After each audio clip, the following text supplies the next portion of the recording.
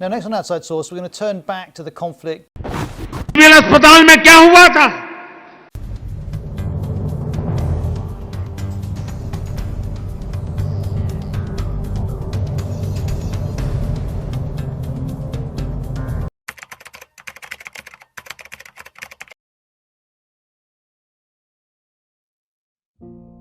भारत में मीडिया का मालिक कौन है? अधिकांश प्रमुख मीडिया कंपनियां बड़े कॉन्ग्लोमरेट्स के स्वामित्व में है। यह एक बहुत बड़ा नुकसान है और भारतीय आबादी के बड़े पैमाने पर मीडिया को फॉलो करने वाले जनता को गुमराह करता है। आमतौर पर भारतीय मीडिया गंदा और भ्रष्ट है। स्थिति इस मंच तक खराब हो गई है कि यदि द्रव्यमान समाचार का अनुसरण नहीं करता है, वह बिना सूचना के होते हैं, लेकिन यदि वह समाचार का पालन करते हैं तो वह गलत सूचना देते हैं।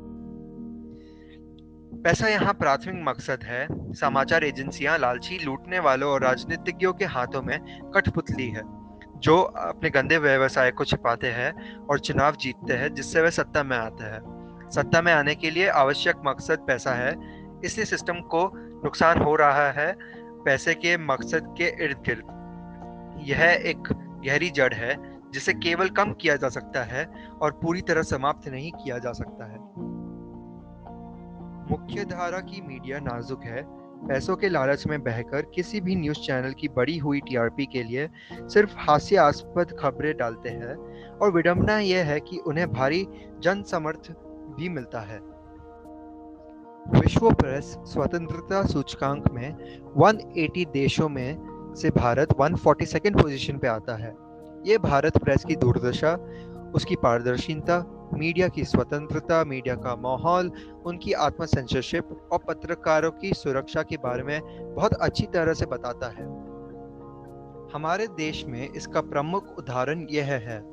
एक स्वतंत्रता न्यायविद होने के नाते गौरी लंकेश की गोली मारकर हत्या कर दी गई, जिसने निर्भयता से वर्तमान सरकार और धर्म के आधार पर होने वाली विभिन्न भेदभावों के बारे में खुलकर बात की, जो कि उनके अधिकार में थी स्वतंत्रता के बारे में बात करने के लिए, लेकिन अंततः उस स्वतंत्रता का उपयोग बहुत खतरे में होगा। मीडिया और प्रेस की दुनिया में अधिकतम सरकारी हस्तक्षेप होने के बाद से लेज़र फेयर की अवधारणा का उल्लंघन किया गया है, जो राय और तथ्यों पर अपनी पकड़ मजबूत कर रहे हैं, जिसके परिणाम स्वरूप प्रचार से संबंधित पार्टी को मीडिया को नियंत्रित करने में लाभ हो रहा है, जिससे नागरिकों के वोट के लिए जोड़ तोड़ हो रही है। तो इस सब का निष्कर्ष क्या है?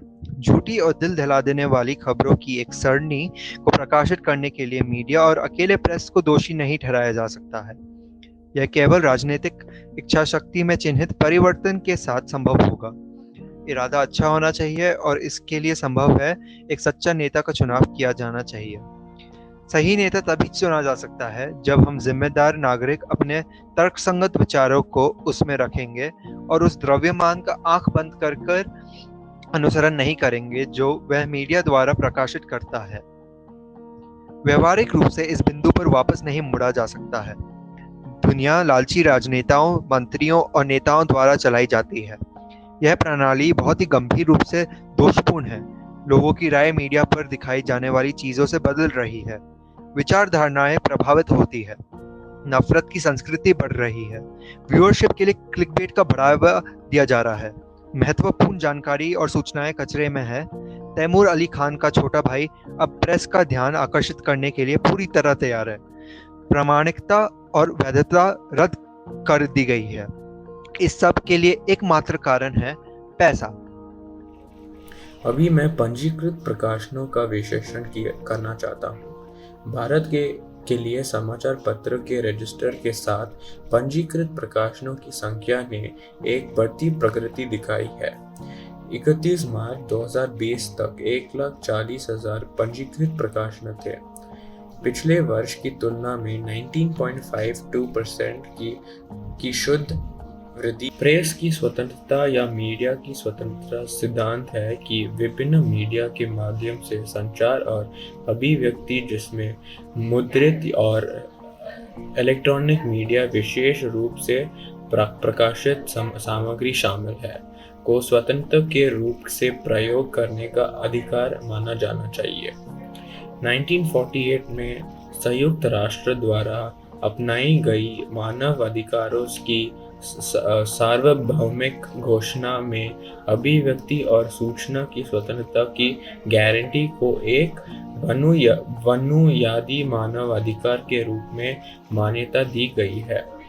यह कहा जा रहा है, जब कोई अभिव्यक्ति की स्वतंत्रता व्यक्ति करता है तो उस मौत की धार्मिकता मिलती है और सूचना की स्वतंत्रता है। जहां किसी को सूचना प्रकाशित करने और उपयोग करने का अधिकार है। जब जानकारी प्रकाशित की जाती है तो यह तो गलत एकत्र करना संभव है या प्रकाशित नहीं किया जा सकता, क्योंकि कॉर्पोरेट मीडिया लालची शक्तिशाली मालिकों से प्रभाव है, जिनके पास मजबूत राजनीतिक अब हम भारतीय मीडिया के बारे में बात करेंगे। मीडिया और समाचार पत्रों का नागरिकों पर बड़ा प्रभाव है। इनमें शासन या सत्ता के दुरुपयोग में दिखाई गई विसंगतियों को उजागर करके देश को एक बेहतर स्थान बनाने की क्षमता है। यह राजनीति बहस के लिए एक नागरिक मंच के रूप के लिए कार्य कर सकता है, जिसके पास योग्य और सम्राट राजनेता है, ताकि इसके लिए विभिन्न दृष्टिकोण देखे जा सके।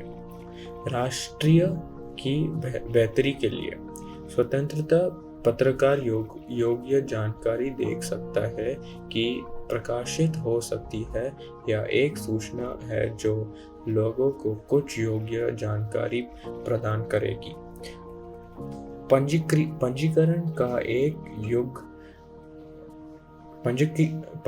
का एक युग जो हमें देख रहे हैं, इसीलिए यहाँ तक कि पैसे बनाने के लिए अफसरों का भी योद्धा बहुत फायदा उठाया जाता है। हालांकि तैमूर अली खान के आहर की तरह समाचार पत्रों और मीडिया पर प्रकाशित किया जाता है, जो किसी भी तरह से जानकारी पूर्ण नहीं है या किसी के लिए फैसला फायदेमंद है। यही अर्थों में मीडिया की शक्ति एक देश के लिए बहुत बदलाव लाएगी।